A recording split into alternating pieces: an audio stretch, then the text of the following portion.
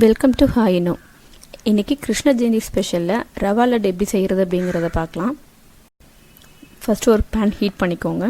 அதில் ஒரு 2 ஸ்பூன் அளவுக்கு நெய் விட்டுக்கோங்க. நெய் சூடானதுக்கப்புறமா திராட்சை, முந்திரி உங்களுக்கு எவ்வளோ தேவையோ அவ்வளோ ஆட் பண்ணிக்கோங்க. ரெண்டுத்தையும் சேர்த்து நல்லா ஃப்ரை பண்ணி எடுத்து வச்சுடுங்க. பாருங்கள், ரெண்டும் நல்லா வறுத்தாச்சு. இதை வேறு ஒரு பிளேட்டில் மாற்றிடுங்க.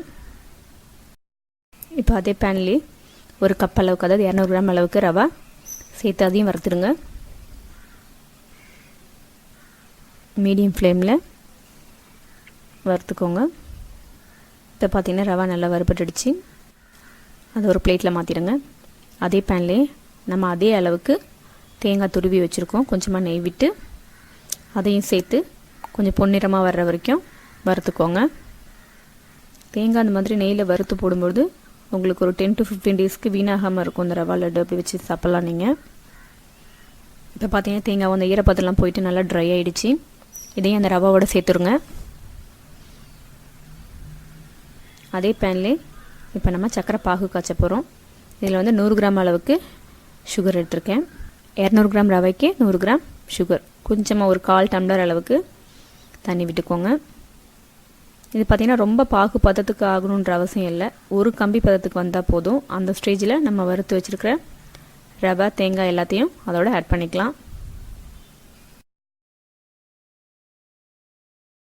இது சர்க்கரை பாகுலே ஏலக்காய் கொஞ்சமாக ஆட் பண்ணிக்கோங்க வாசனைக்காக. நான் சர்க்கரை சேர்த்து பொடி பண்ணியிருக்கேன். இப்போ பாகோடு சேர்த்து நல்லா மிக்ஸ் பண்ணிக்கோங்க. பாருங்க, மாதிரி கையில் எடுத்து பார்த்திங்கன்னா ஒரு கம்பி பதம் அளவுக்கு வந்துருச்சு. இதுக்கு தான் கரெக்டான ஸ்டேஜ். இப்போ நம்ம வறுத்து வச்சுருக்கிற தேங்காய், அந்த ரவை ரெண்டுத்தையும் சேர்த்து அதோட மிக்ஸ் பண்ணிக்கோங்க. நல்லா அந்த சக்கரை பாகோட மிக்ஸ் பண்ணிவிடுங்க. வறுத்து வச்சுருக்கிற முந்திரி, திராட்சை ரெண்டுத்தையும் அதையும் சேர்த்துருங்க. இப்போ பாருங்கள், பாகோடு சேர்ந்து இந்த ரவை, தேங்காய், நம்ம வறுத்து வச்ச முந்திரி, திராட்சை எல்லாத்தையும் சேர்த்து நல்லா மிக்ஸ் பண்ணியாச்சு. இப்போது இந்த ஸ்டேஜில் நம்ம ஸ்டவ் ஆஃப் பண்ணிடலாம். ஸ்டவ் ஆஃப் பண்ணிவிட்டு ரொம்ப ஆற விட்டுறாதீங்க. ஆறுனுச்சுன்னா கெட்டி கெட்டியாகிடும். அப்புறம் நம்ம உருண்டை பிடிக்க முடியாது. கொஞ்சம் ஆறுனதும் கை பொறுக்கிற அந்த பதத்துக்கு வந்ததுமா நம்ம உருண்டை பிடிச்சிக்கலாம்.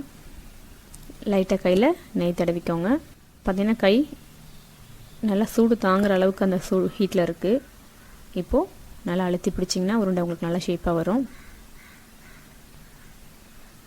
இதே மாதிரி நம்மக்கிட்ட மீதி இருக்கிற ரவை எல்லாத்தையும் சேர்த்து உங்களுக்கு தேவையான அளவுக்கு சின்ன சின்ன உருண்டைங்களாக பிடிச்சி வச்சுருங்க. அவ்வளோதான், நம்மளோட ரவா லட்டு ரெடி ஆகிடுச்சு. கிருஷ்ண ஜெயந்தி ஸ்பெஷலுக்கு நீங்களும் ட்ரை பண்ணி பாருங்கள்.